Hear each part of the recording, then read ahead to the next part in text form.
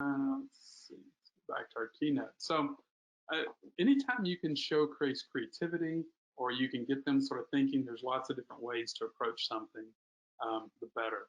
The one thing I like too is after we've sort of gone through that brainstorming process, is that you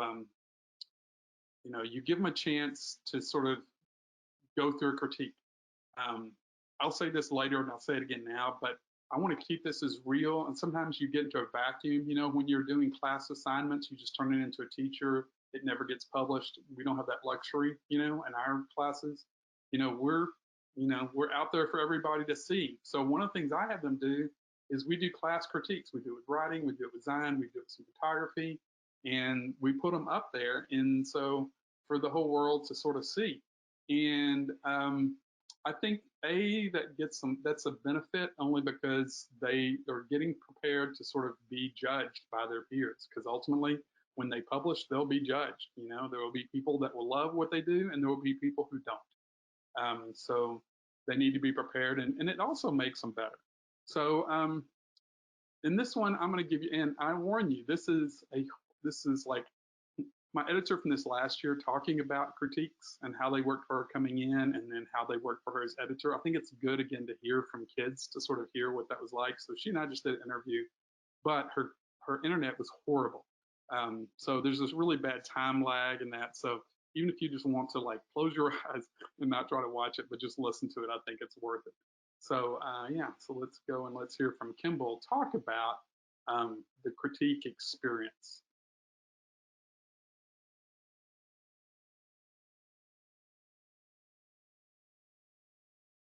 All right, so I've asked my editor from this past year, Kimball Gogol, to join us for a second, and I just want you to talk, Kimball. I know we've talked a little bit about the critique process being such a valuable thing.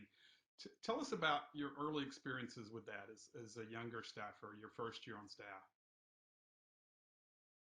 Yeah, so I joined staff as a sophomore, and I definitely did not have as much confidence as I do today. I definitely had some, but it was still super, super intimidating for me, even as a more outgoing person, to put my work up in front of, at the time, what was a 70-person staff. And it definitely was something that took me at least 3 or 4 times to get fully used to it. But I thought it was super helpful even from just the So beginning.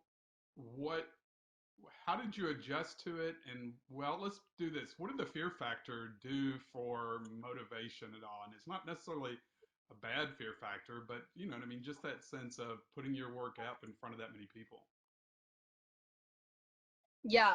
I felt right from the beginning of your book that it was more like a real job, and I felt this huge commitment that I had to put my work up there because I knew that older people were going to see it, and my own friends that were on staff with me, and I just really worked. It made me work a lot harder because I knew it wasn't just me looking at it, and it really sets it up because eventually the entire student body is going to be looking at your work. So I think that's a really good place to start. And when you have that big of a group giving you feedback, it almost is also representative of the school because they are telling you what they want to see, which is what students want to see. And that really kind of helps bring everyone's How work did you together. how did you end up adjusting to it? When you said you finally got used to it, what does that mean for you?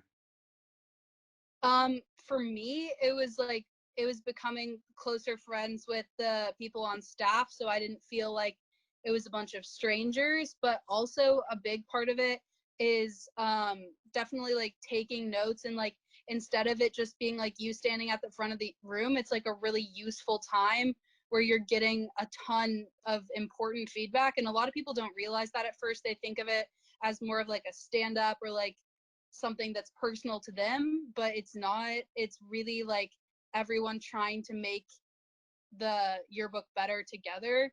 And so once you start taking it in as a resource instead of something to be afraid of, that's when that's how I adjusted to it.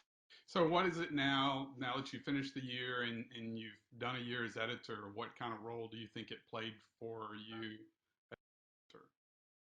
As an editor, it was almost like more of a chance to reflect on everything that I had been critiqued on, and then to like help other people apply that. Even just like small things like, oh, things pictures need to be looking inside to the spread to like bring it more central. Like you're just basically like sharing knowledge with the more inexperienced people on staff, and it's kind of like it was for me like a time where everyone was listening to anyone who was talking, and it was like the least hectic time for our staff. And basically it was just like a time for me to help share what I learned from previous critiques with the new And staffers. do you think it played a strong role in like the success or of the book itself this year? Absolutely, like 100%.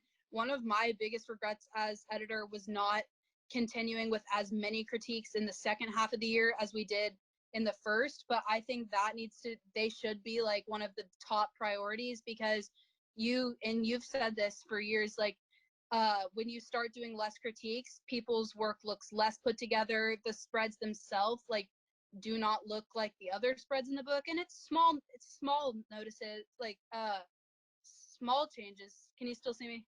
Mm-hmm. I Yeah, can. sorry. It's small differences, but it when it's all put together, it is very noticeable. And I definitely wish I would have had more critiques because they are just that helpful. For talking to us. Yeah.